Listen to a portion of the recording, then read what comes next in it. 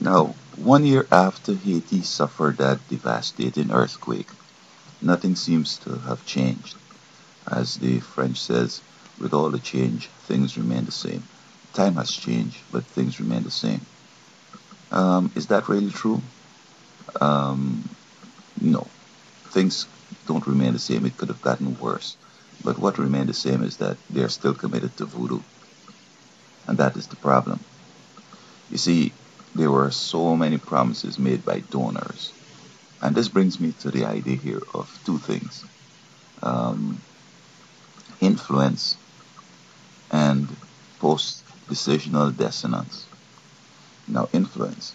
The definition of influence is an invisible agent, so that as I'm speaking with any person, what is influencing that person is an invisible agent, and that is the Holy Spirit. So that Haiti does not profess to work with the Holy Spirit. They're into voodoo, they're into Satanism. So that God, who would have been working to impress somebody, is not involved. And so that Satan is just jumping up and laughing at them because he likes the misery they're in. They don't understand that. They think that voodoo is so great. But Satan wants to destroy them. And he's succeeding so far. Now, post-decisional dissonance is a psychological concept. And what it means is that somebody might, in good faith, make a promise to you, but subsequently they change their mind after reviewing some things. Oh, I was so impetuous. Look what I said. I really don't mean that. I can't go ahead with this thing. And sometimes they may not advise you, but you're jumping up and getting warm. You put all the pot in the fire, expecting, the rice to come and so on, and nothing. Post-decisional dissonance. Again, influence or the Holy Spirit could negate the post-decisional dissonance. And so that because again they're evil at this voodoo thing, they're not getting that support. In other words, these people made the promises and so they changed their mind.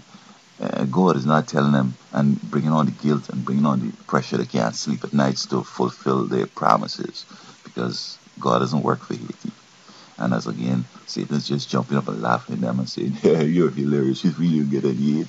You feel I'm going to talk for you and let you get any money? Die, suffer. That's all Satan's jumping up and wants for Haiti. So that, and I don't see how Haiti could ameliorate itself from voodoo. Because if they ever attempt it, I mean, you got to be careful because you could die.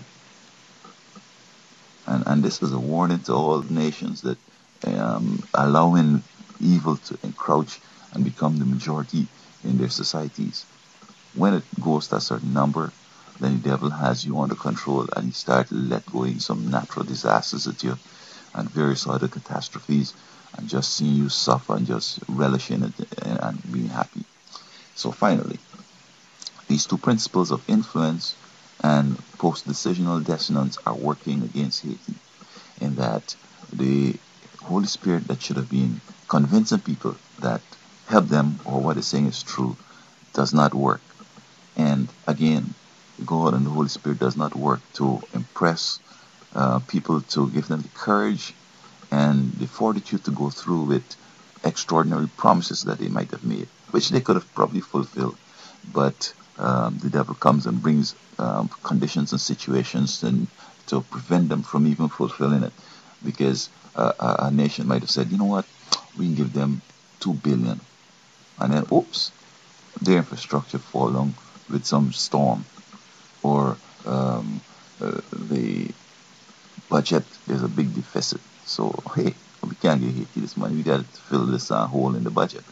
So, again, as I said, I don't know what they could do to get out of that voodoo hold, but that is their problem.